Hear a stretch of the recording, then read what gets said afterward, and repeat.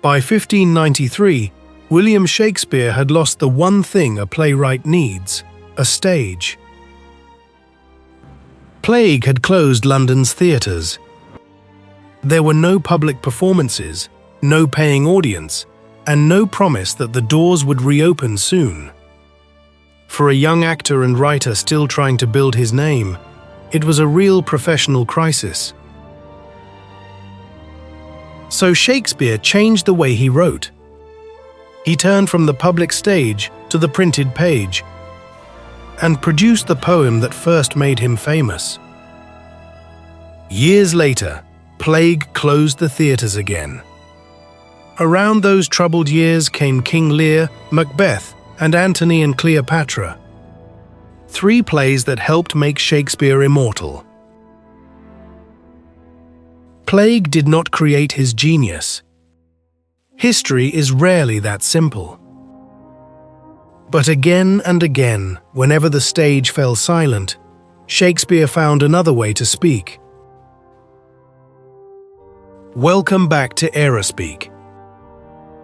So how did repeated disaster transform Shakespeare's writing, not once, but across his entire career?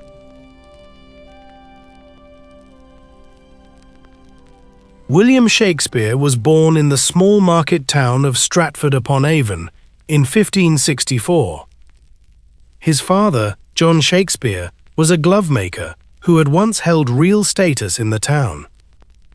John served as a local official, a man other people respected and turned to. But later in life, John ran into serious financial trouble. Before William had built a career of his own, his family had already known both public success and hard times. Shakespeare never attended university. He most likely studied at Stratford's grammar school, where he learned Latin and the classical stories that would later shape play after play. This was Elizabethan England.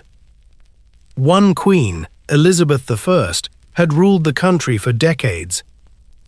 Slowly, England was growing more confident, more crowded, and more curious about entertainment. Stratford itself was a small market town, days away from London by road. Nothing about it suggested that England's greatest writer might come from there. In 1582, at just 18 years old, he married a woman named Anne Hathaway. Together they had 3 children, a daughter, Susanna, and then twins, Hamnet and Judith. For a few years after that, the historical record goes quiet. We don't know exactly what Shakespeare was doing or when he first left for London. But we do know who he was before the city ever learned his name. A small-town husband and father with no clear path to greatness.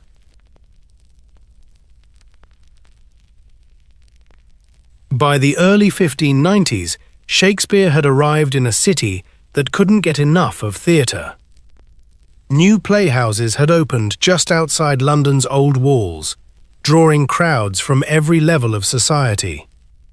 For a single penny, anyone could stand in the open yard as a groundling and watch a play performed just a few feet away. Into this world came Shakespeare, an actor and a playwright trying to build a name for himself in a crowded, competitive city. Not everyone welcomed him.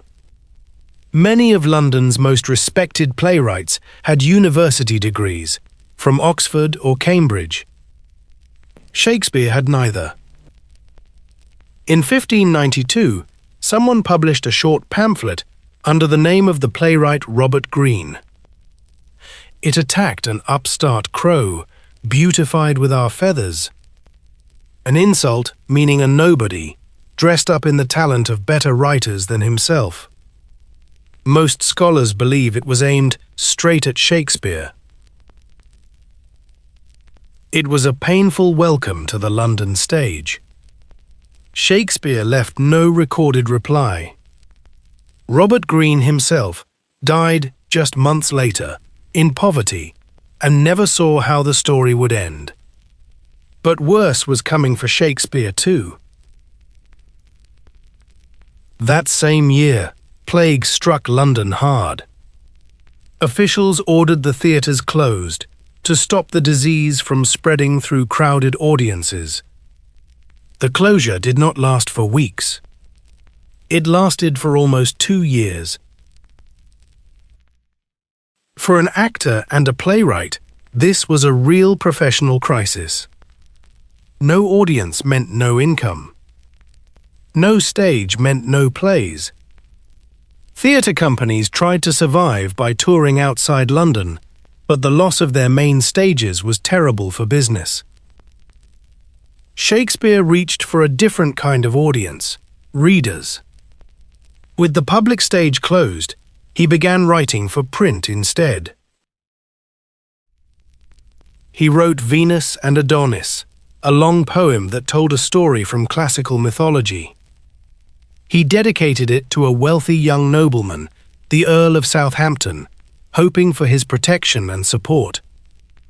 It became Shakespeare's first printed work, and this time his own name appeared in print, signed at the end of the dedication.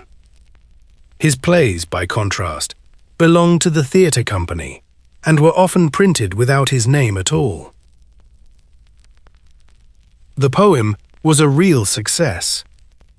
It sold well, and it was reprinted again and again over the following years. A second poem, The Rape of Lucrece, followed soon after, dedicated to the same patron. He may also have begun writing some of his sonnets around this time. Short, personal poems about love, time, and death, which were shared privately among friends for years before they were ever published. The closed theatre hadn't only pushed Shakespeare toward a new form of writing. It had introduced him to a completely new audience, readers, not just playgoers, who now knew his name from the page before they ever knew it from the stage. The stage had fallen silent. Shakespeare had found another way to speak. By 1594, the plague eased, and London's theatres reopened. Shakespeare's career grew quickly. He became a shareholder in a company called the Lord Chamberlain's Men. Not simply a writer paid for scripts, but a man with a real share in the company's success. Its lead actor, Richard Burbage, would go on to make some of Shakespeare's greatest characters famous on stage. These were some of Shakespeare's most productive years. He wrote Romeo and Juliet, along with several other histories and comedies that filled the playhouses. Among them, A Midsummer Night's Dream and Much Ado About Nothing. On average, across his career, Shakespeare produced roughly 2 new plays a year. A pace that makes the plague-shadowed years still to come even harder to explain. London audiences couldn't get enough of his work. But success did not protect his family from tragedy. In 1596, at the very height of this rise, Shakespeare's only son, Hamnet, died. He was just 11 years old. We know when Hamnet died. We do not know what his father felt, wrote, or said in response. The record simply falls silent here. And it would be wrong to fill that silence with easy answers. 3 years later, in 1599, Shakespeare's company built a theatre of their own. The story of how they did it is almost as dramatic as one of his plays. At Christmas in 1598, during a legal dispute with their landlord over the land beneath their old theatre, the company's workers took apart the old playhouse, known simply as the theatre, beam by beam. They carried its timbers across the river and used the very same wood to build a new playhouse on the south bank. They called it the Globe. The Globe could hold around 3,000 people, standing in the open yard or seated in the wooden galleries that circled the stage. For the first time, Shakespeare wasn't just writing for a stage, he owned a piece of one. It was the clearest sign yet of how far he had come, from a small-town newcomer to a leading figure of the London stage. But London was still London. No matter how secure his position seemed, one thing hadn't changed.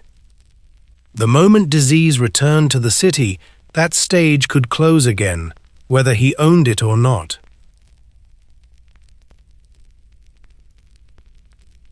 In March 1603, Queen Elizabeth I died, after ruling England for 45 years. She had no child, and had never publicly named an heir. Though James of Scotland was widely expected to succeed her,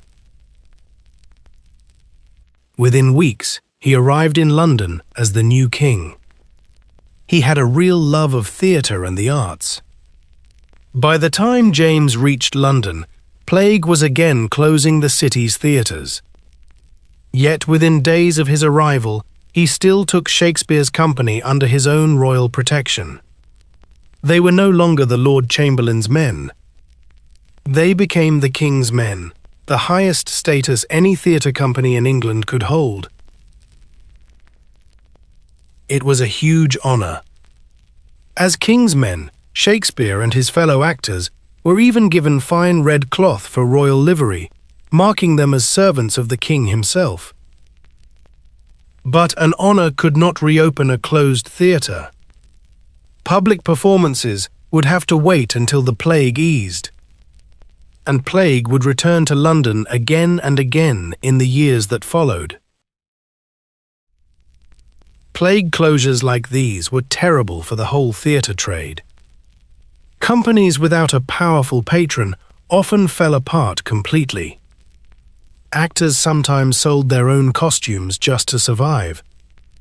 Shakespeare's company was more fortunate than most. Royal protection gave them advantages many other companies did not have. But protection did not make them safe from everything. When plague came, even the king's men went dark. And yet, across the plague-shadowed years that followed, roughly 1605 to 1607, Shakespeare produced an amazing run of work. King Lear, Macbeth, Antony and Cleopatra.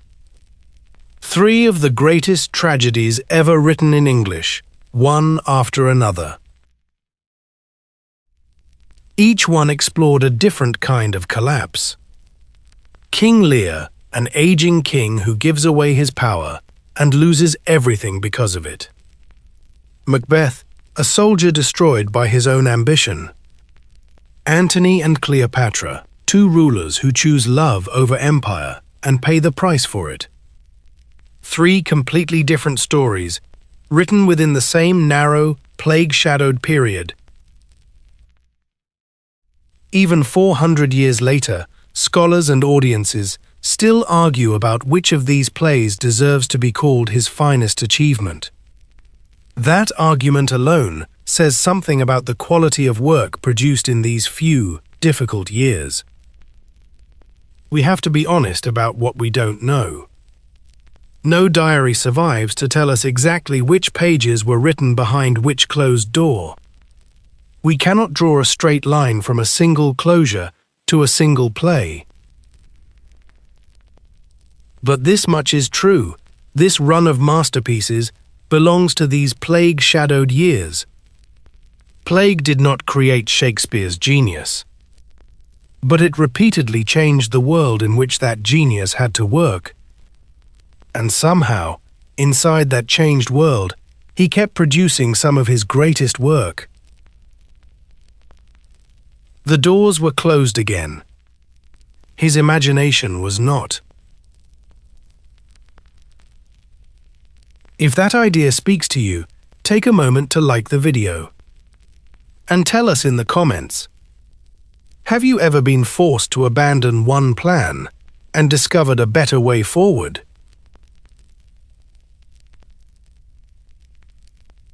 More closures were still ahead. Between 1608 and 1610, plague kept returning to London, and the theatres remained closed for long stretches. By this point, though, Shakespeare's company had a second option. Around 1609, the King's men began performing at a new venue for the company, the indoor Blackfriars Theatre. It was smaller than the Globe, more expensive to attend, and built for a wealthier audience. It was lit by candles, as well as by daylight through its windows. A completely different kind of space from the open-air Globe. This new stage opened up new possibilities, more intimate scenes, new lighting effects, and a closer connection between actors and audience than the open-air Globe allowed. It also meant Shakespeare was now writing for two very different kinds of theatre and audience at once. The broad, mixed crowd of the Globe and the smaller, wealthier crowd who could afford a seat at Blackfriars. Shakespeare's writing shifted again. After the darkness of King Lear and Macbeth, his final plays turned toward something gentler. Cymbeline, The Winter's Tale, The Tempest. These late plays are full of loss, separation, and the passing of time. But they end, again and again, in reunion and forgiveness. Fathers find daughters they believed were dead. Old wrongs are finally forgiven. Storms give way to calm. In The Winter's Tale, what appears to be the statue of a queen believed dead slowly comes to life on stage. An image of loss undone that would have felt impossible in the darker tragedies of just a few years earlier. He also began sharing the writing itself. In these final years, Shakespeare increasingly worked with a younger playwright, John Fletcher. Together, they wrote Henry VIII and The Two Noble Kinsmen. Then, on the 29th of June 1613, disaster struck the Globe itself. During a performance of Henry VIII, a stage cannon set fire to the theatre's thatched roof. The fire spread fast, and the Globe burned to the ground in front of a shocked audience. Amazingly, no one was killed. The company rebuilt the Globe within a year, this time with a tiled roof instead of thatch. But Shakespeare's own career in the theatre was winding down, and his final plays were increasingly written with collaborators, not alone. His life now stretched between two places.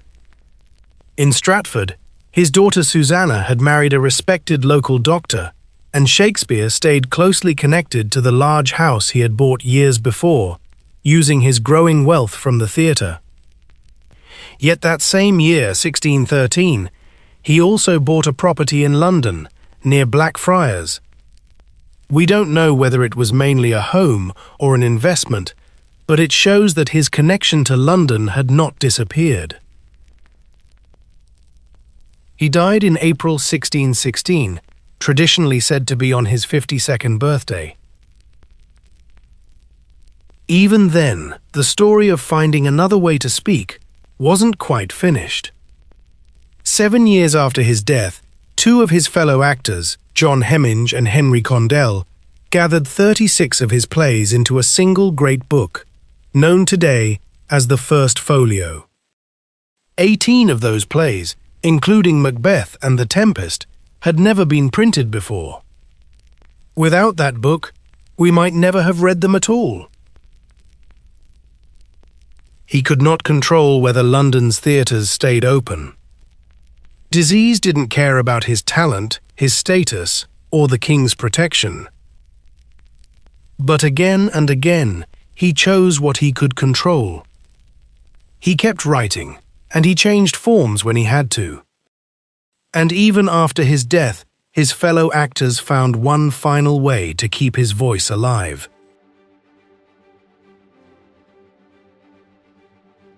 So let's look back at what this story really shows.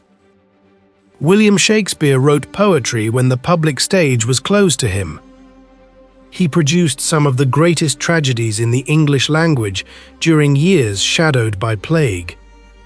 And when a new indoor theatre changed what drama could look and feel like, he turned toward stories of loss, forgiveness, and return. His working world was interrupted, again and again, by disease and change completely outside his control. But across those repeated closures, he kept finding new ways to speak. Learning English can feel a little like that. You can't always control how quickly the language comes to you. Some days, the words simply won't come. Some weeks, progress seems to stop completely. But every mistake gives you another sentence to rebuild. Every forgotten word is another chance to remember it. Every difficult day gives you something to build on tomorrow. 400 years later, we are still reading Shakespeare's words, still performing his plays, still quoting lines he wrote during years shadowed by disease and uncertainty. Whatever closed his doors, it never closed his voice. If you enjoyed this story, we think you'll love our video on Isaac Newton, another outsider who turned an unlikely start into something the whole world still remembers. And if you want a new history story like this one, every 2 days, to help you practice your English, subscribe and join us next time.